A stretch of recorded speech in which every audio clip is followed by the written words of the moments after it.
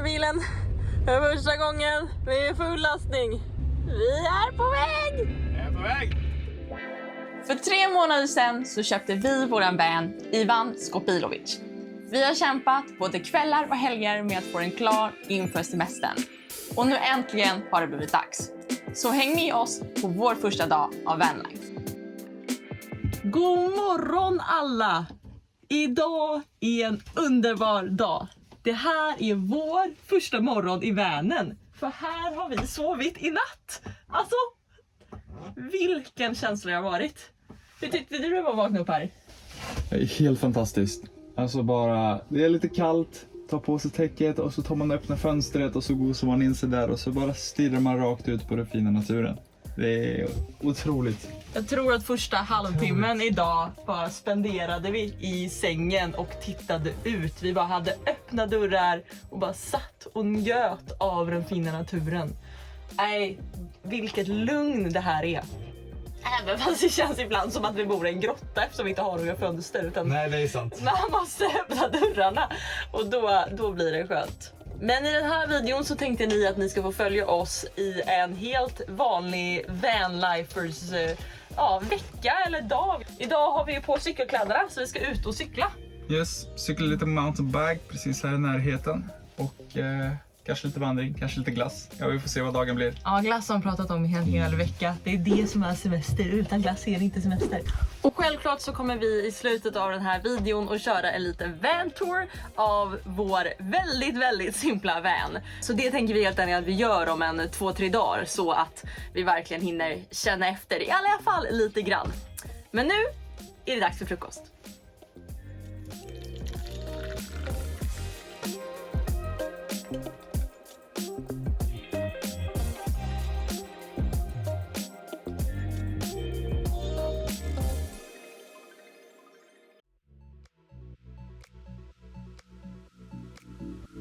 Nu kör vi!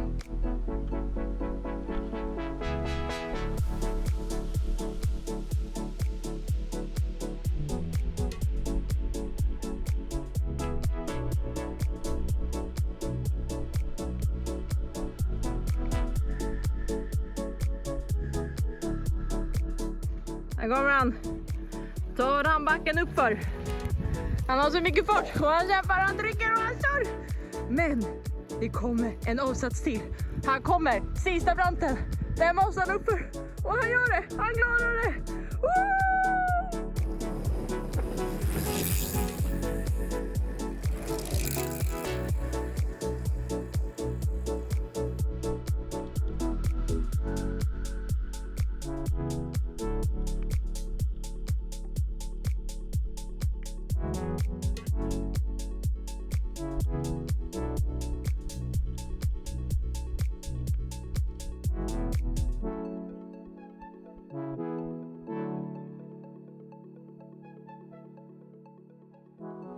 Där har vi han. Vår kära skåpbil. Ivan Skopilovic. Det här är en Primus 9326, ett minst 50 år gammalt gasolkök, men som man säger, bra grejer håller länge och det gör även det här. Vi har gjort kornris med sån här pine curry och sen har vi lite broccoli och sojabitar och grejer. Svamp också. Ja, så mycket torkade grejer, men förhoppningsvis så ska det här vara gott. Exakt, så det är bara att äta och sen tänkte vi gå och ta ett dopp. Jädrar vad nice det blev. Såsen är bra. Alltså, stark rekommendation till alla som är ute på äventyr och kan bära med sig några konservburkar. De här pine curry? Pine curry, jag vet inte. De här currygrytbaserna är riktigt nice. Och så tillsammans lite med sojabitar, torkat och lite svamp. Någon grönsak. Kanonrätt är vad det är.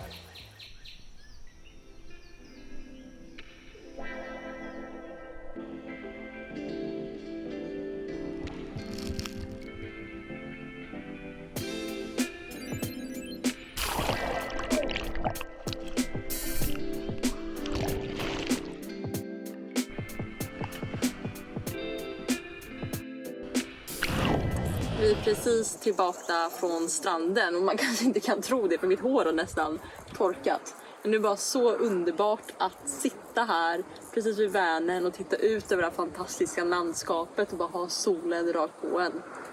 Det här är verkligen vår första dag semester och gud vad skönt det är och vad lycklig man blir över allt det arbete vi har lagt ner på den här våren, även om vi inte alls har kommit så långt som vi trodde. Men ja, det här är livet.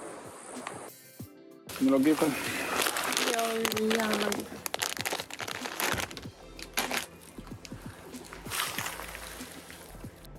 Vi befinner oss just nu i den vackra miljön vid Insjö, vid Gropahålas naturreservat. Och för cyklingen och det här lilla äventyret så får vi tacka Aron som har skrivit den här boken, Sveriges bästa stigcykling. Där vi tidigare har fått lite tips om vart man kan åka. Som ni ser har vi varit på några ställen. Och nu får vi bocka av den här också, Hanöbuktens sanddyner borta vid Insjö. Fantastiskt fina stigar, riktigt bra flow trails. Och till och med en uppmarkerad mountainbike-led också. Ja, det är superhärligt var det. Ja. Enkelcyklat både för nybörjare och de som är mer avancerade åkare. Ja, jag är verkligen nybörjare. kan intyga om att det var väldigt trevligt. Jag skulle väl inte kallat mig som avancerad åkare, men jag hade skitkul då också. Ja. Det var superbra flows. Och nu är det väl dags för att bege sig vidare till nästa äventyr.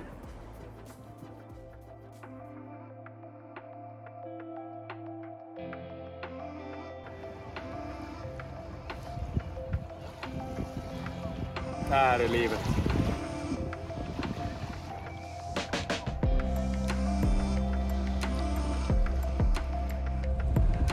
De bästa platserna kräver ibland de sämsta vägarna. Vi får se var vi hamnar.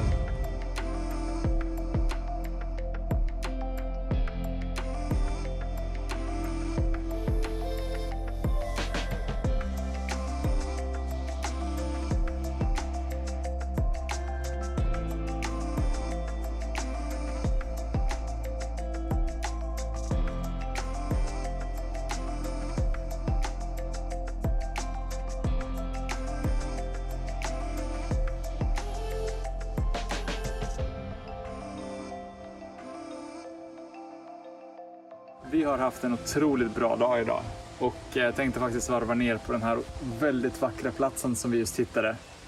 Men innan videon avslutas så har vi utlovat er en van tour. Och den får ni här. Välkommen till våran van. Nu har det gått några dagar sedan vår sista inspelning. Jag tror vi faktiskt har bott här i ganska exakt en vecka. Så jag tänkte det är dags att vi visar hur vi bor.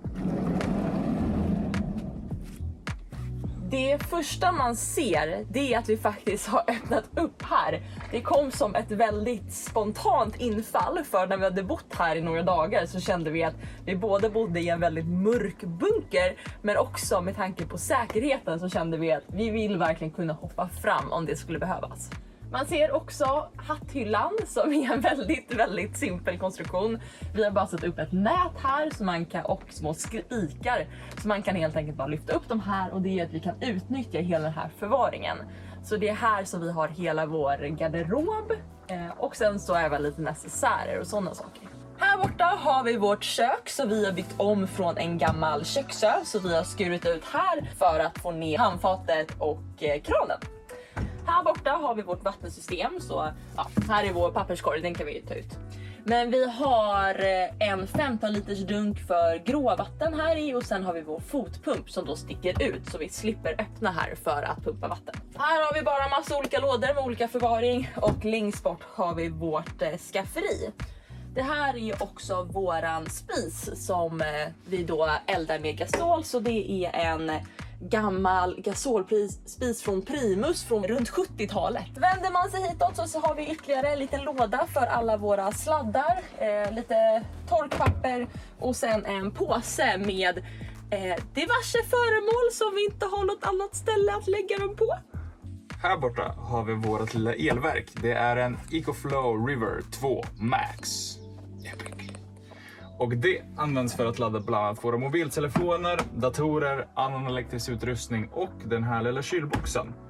Den skaffade vi från Mekonomen. Skulle vara bäst test. Vi har ju stått off-grid hela tiden och det är tack vare en liten omvandlare jag har satt på där framme. Jag har nämligen kopplat på en 12-voltsuttag direkt på batteriet, eller också cigarettuttag som de kallas. Så att jag kan ladda den här när vi kör. Säkerheten är väldigt viktig för oss, så för det så har vi installerat flera olika säkerhetsåtgärder. Bland annat inbrottsskydd på lite olika ställen. Här med en liten lyftögla tror jag det heter. Så att man kan låsa dörren inifrån med ett lås. Så att om någon rycker den på natten så kommer den inte kunna öppna sig. Även en liknande sak här bak i bagagedörrarna. Även här nere i båda dörrarna så har vi installerat inbrottsskydd. Så att man inte ska kunna picka upp låset med en skruvmejsel eller andra verktyg. När det kommer till brandsäkerhet så har vi tänkt på det på flera olika saker. Vi har just nu en kolmonoxidvarnare som varnar om det är kolmonoxid i rummet. För det kan man inte känna. Utan det är en luktlös och färglös gas som man tyvärr somnar in i och kan dö utav. I framtiden kommer vi även installera en sån här gasalarm som täcker för butan, propan och metan, det vill säga det som finns i gasol. Så att man känner om det är för mycket gasol här inne så känner den här av det och piper. Vi har även en brandsläckare så att om en brand skulle uppstå i köket, elektroniken eller någonting annat så kan vi snabbt trycka loss den och släcka branden.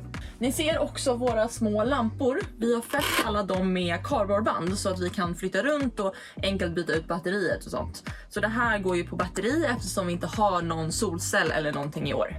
Här borta har vi någonting jag är väldigt, väldigt stolt över. Det är vårt lilla steg upp till sängen.